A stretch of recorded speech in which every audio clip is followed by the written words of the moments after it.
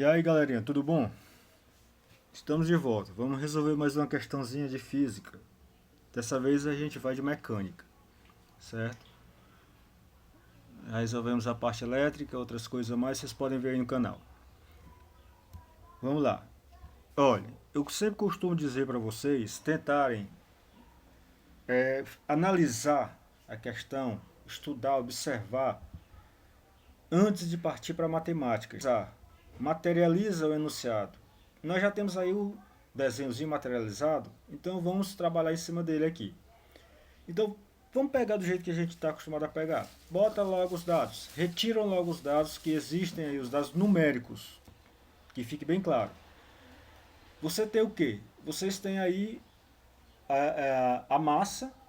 Nós estamos vendo de cara aí que as massas são diferentes. Logo, os pesos também. Ele está me dizendo que tem dois corpinhos pendurados por uma mesma corda passando por uma polia. Essa polia tem 5 centímetros de raio. Ele me disse que está me dizendo também o quê? Que esse corpinho vai sair do equilíbrio. Mas antes de você partir daí, olhem os dados que vocês acabaram de tirar aí.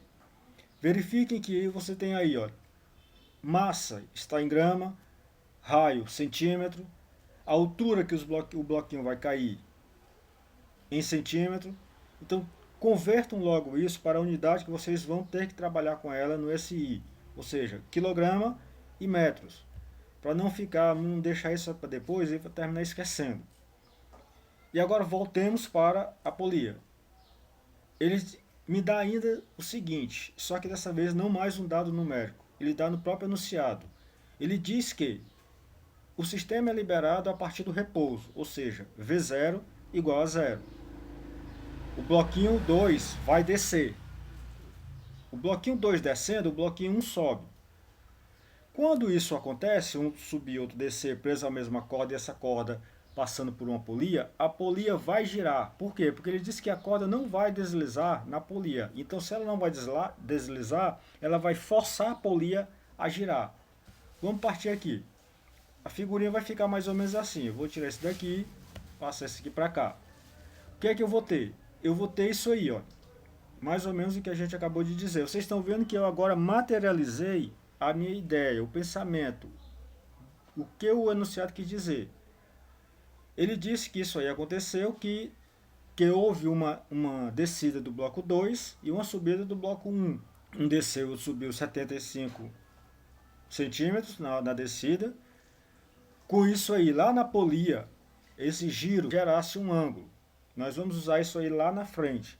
Por quê? Porque o cara está pedindo alguns dados na questão que vocês leram lá.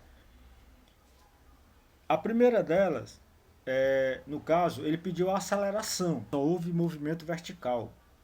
Alguém desceu e alguém subiu. Eu estou interessado em quem desceu. Esse movimento vertical, a gente vai para a função horária, onde nós temos o movimento em y somente. O y0 mais o v0 mais 1 meio de at ao quadrado. Como ele partiu de um ponto de equilíbrio onde o i era 0, o y0 era 0, e desceu para 75, eu tenho aí uma altura inicial igual a 0. O v0 saiu do repouso, então vai ser igual a 0. Quando você faz isso, você vai ter o quê? Que o teu y fica reduzido a 1 meio de at ao quadrado. Logo, eu vou ter que o meu a, trocando aí todo mundo, os valores que eu tenho, a altura que ele desceu, a igual a 0,06 metros por segundo ao quadrado. Alguém deve estar perguntando, mas ele não desceu, o vetor não está para baixo, então não deveria ser negativo? Não. Por quê? Nós estamos falando de dimensão, de distância, de altura. Nós não temos essa grandeza negativa, certo? Não é o caso. Beleza? No segundo item, ele pede a tração. Vou esquecer o meu esquemazinho anterior, vou puxar esse carinha para o lado aqui. Para esse esquema, eu não vou me prender muito a ele, vou ser rápido com ele. Por quê? Porque nós já resolvemos questões aqui, certo? No canal, em que vocês viram algo semelhante.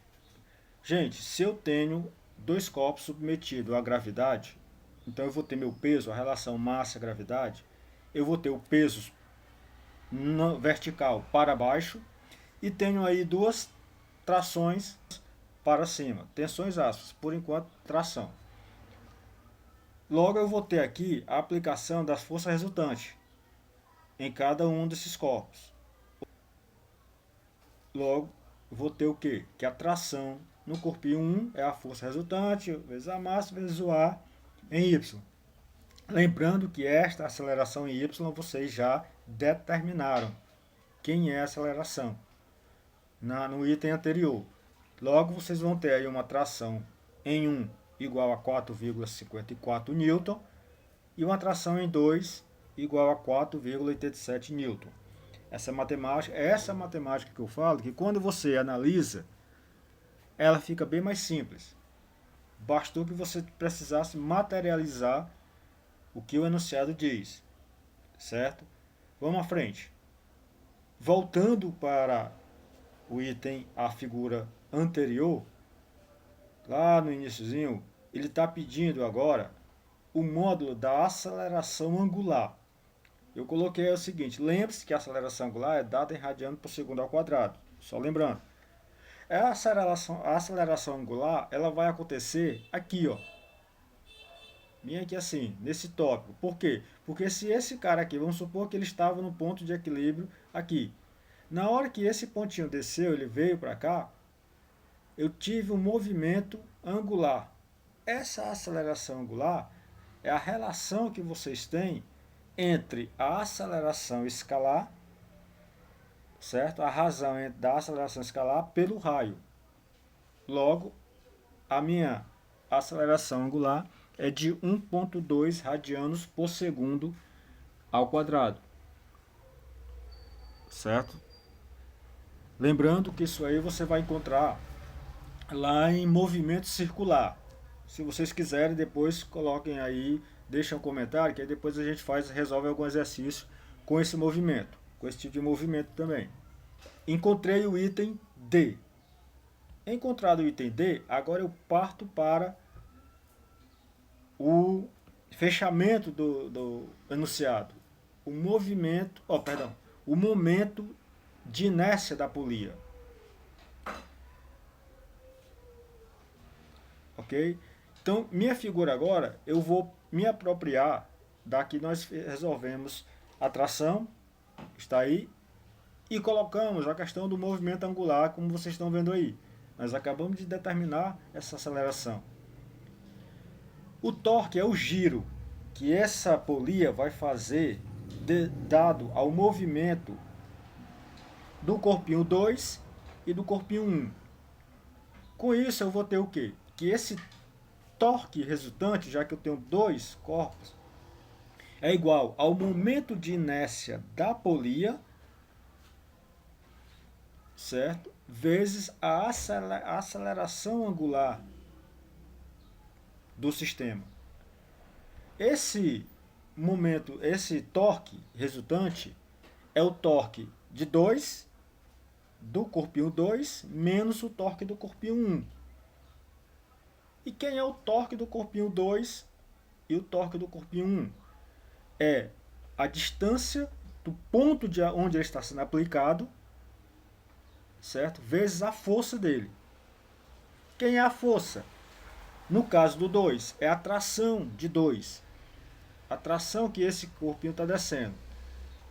E como é que visualizo isso? Entendeu a questão do porquê que eu bato sempre na visualização? Eu falando aqui, vocês talvez não consigam concretizar o que essa função, o que esta sentença matemática está me dizendo. Aí eu vou colocar para vocês aqui do lado uma figurinha. É isso aí, ó. Eu esqueço os corpinhos. Eu vou só com a tensão, ou melhor, a tração 2 e a tração 1. Por que a tração 2 e a tração 1? Porque vocês já conhecem, nós acabamos de calcular lá para trás. Olhem que a tração 2 está puxando a polia para baixo, em relação ao ponto dela, ao eixo dela. A distância desse ponto onde ela está puxando até o eixo é o raio. Então é a distância dele. O mesmo acontece com 1. Como ele está descendo aqui, está sendo mais... Você tem uma maior tração em 2, nós estamos colocando T2 menos T1. Ou melhor, tração de 2 menos a 1. O que são iguais? Apenas o raio. E aí eu coloco a minha questão sentença matemática, consegui aqui, eu vou ter que o meu momento de inércia da minha polia é igual a 0,014 km². Beleza? Observem que eu precisei desenhar para visualizar algo que vocês já sabiam também. Talvez muita a gente conversando, falando, não entenda. Então materializa o que o exercício está te dizendo e tenta visualizar o que os dados que você tem, como eles se apresentam no desenho, no teu gráfico, certo? Ok, gente? Qualquer dúvida, sugestões, deixem aí os comentários de vocês. Valeu e até a próxima, galerinha.